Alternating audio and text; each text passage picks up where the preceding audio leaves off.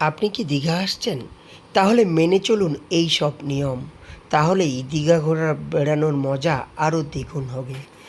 বাঙালির সবচেয়ে জনপ্রিয় পর্যটন কেন্দ্র দীঘা।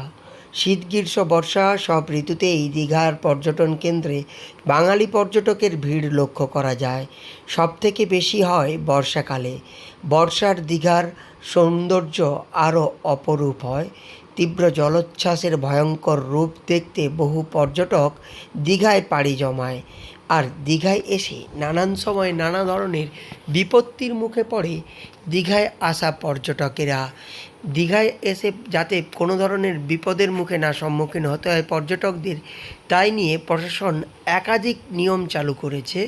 সেই সব নিয়ম মেনে চললেই পর্যটকেরা সহজেই দীঘা ঘুরে বেড়ানোর সময় যে কোনো বিপদ এড়াতে পারবে।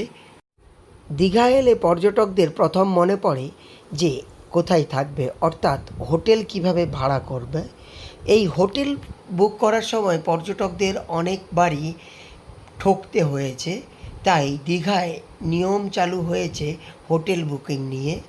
হোটেল বুকিং নিয়ে দীঘার যে নিয়ম রয়েছে তা হলো, নির্দিষ্ট এজেন্টদের কাছ থেকেই পর্যটকরা হোটেল বুক করলে তবেই হোটেল বুকিং নিয়ে কোনোভাবেই ঠকতে হবে না।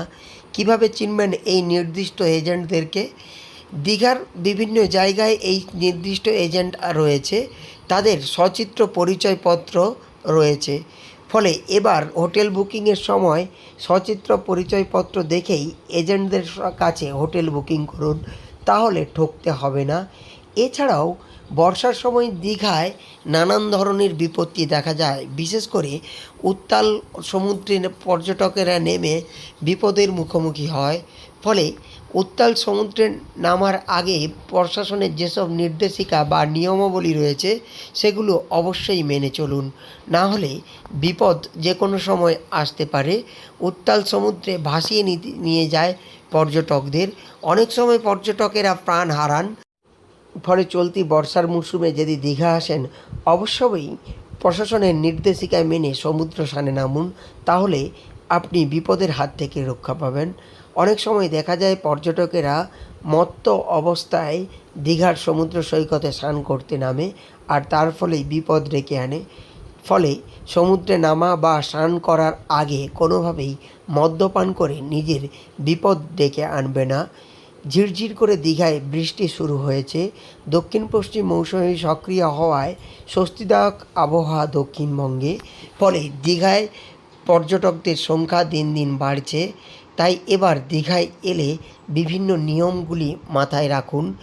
নিয়ম মেনে দীঘা সমুদ্রে স্নান করুন, তাহলেই যে কোনো বিপদের হাত থেকে আপনি রক্ষা পাবেন। এছাড়াও কোনো সমস্যার সম্মুখীন হলে অবশ্যই প্রশাসনের সঙ্গে যোগাযোগ করুন, বা প্রশাসনের দেওয়া হোয়াটসঅ্যাপ হেল্পলাইন নাম্বারটি কাছে রাখুন, যার ফলে দীঘায় এলে আপনার ঘুরে বেড়ানোর আনন্দ আরও দ্বিগুণ হবে। পূর্ব মেদিনীপুর জেলার দীঘা থেকে সৈকত সিংয়ের রিপোর্ট, লোকাল 18 বাংলা।